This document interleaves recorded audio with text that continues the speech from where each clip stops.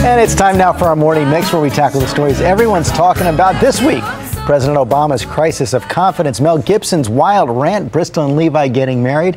Here to mix it up are Tina Brown, the editor-in-chief of the Daily Beast, and Judge Jeanine Pirro, former district attorney, county court judge, now the host of the Judge Jeanine Pirro Show. You guys were talking about vacations right before we came on air, but let's get to the serious stuff. Mel Gibson, let's show everyone just one more piece of this latest tape. And you're dishonest, and you're up. So you stay the away from me. Take care of your son, and I better have my daughter. Okay, so they may have been selectively edited, as we heard earlier in the program, but Jeanine, you saw there another threat. I'll burn the house down. If this came to your court, do you have any doubt that there's going to be a prosecution here?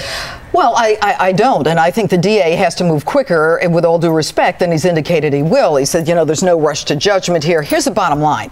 The guy is out of control. Under California law, under 5150, he can be picked up. You need to send a mobile crisis team and pick this guy up right away. He's a danger to himself or others. She doesn't say I want him picked up right away. The evidence is out there, and she does want him prosecuted. You've got a willing victim. You've got corroborative evidence. You have admissions coming out of the mouth of the accused, whether they're pieced together or not. I mean, that's not a part of a movie. So why do you think they're delaying? Well, because they said they're waiting for medical evidence. Hogwash. You go in to the dentist's office with a subpoena. You find out, did he knock out her teeth on the day that she alleged? There's an immediate outcry to her friends. It's all there. It's there. It's solid. Do it.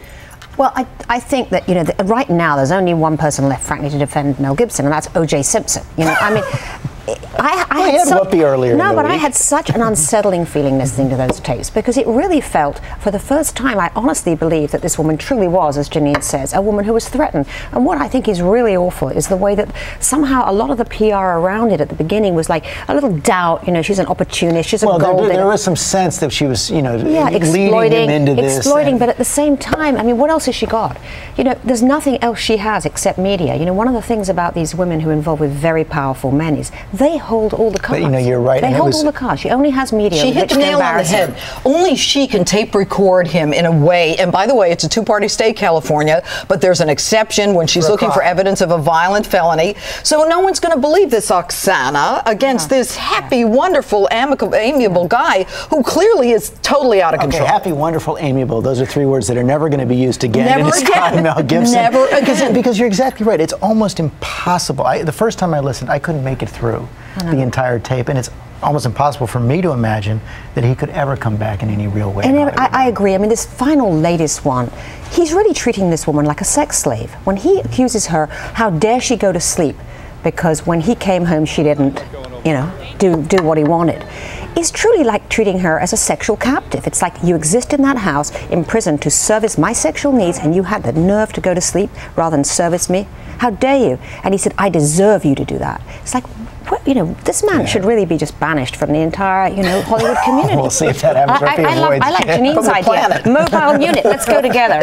Emergency crisis intervention. Jeanine and Tina, we're going to descend on the house, I'm telling you. Thelma and Louise. Okay, let's turn to a little bit of politics. President Obama, some tough poll numbers this week for President Obama. We saw now 57% of the country don't have confidence that he's going to make the right decisions for the country. And Jeanine, that's a huge turnaround from when the president first took office. But I guess one of the questions for Republicans are also facing some questions their own is, can they really capitalize on it? I think that they can, and I think what you have is an American public that believed in a vision that Barack Obama sold us.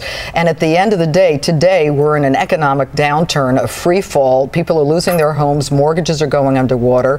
Barack Obama is governing in a way that he said he wouldn't. It's very partisan. You look at health care. People are not just disappointed, they're angry. This is supposed to be about all of us surviving this economic freefall. And there are issues that the president is focused on that don't speak to what the American people need, jobs.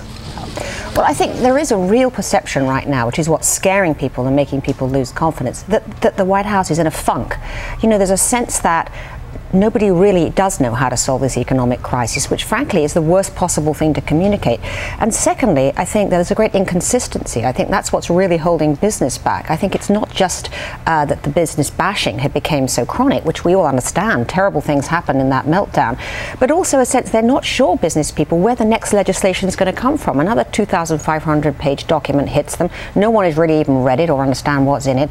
It's like they don't know where it's coming from next, and that makes them very unconfident about investing and doing things. I think that's right, but they are sitting on piles of cash that they have to start to invest. Before we go, that's about confidence, you know. Let's turn to Bristol and Levi.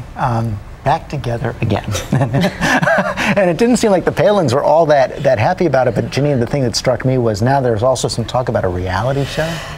You know, I want to believe in love, and so does Tina, okay? And they have this beautiful baby, and I hope they're getting back together for all the right reasons. But there was a blog, unfortunately, that said weeks ago that they'd get engaged and married and have a reality show.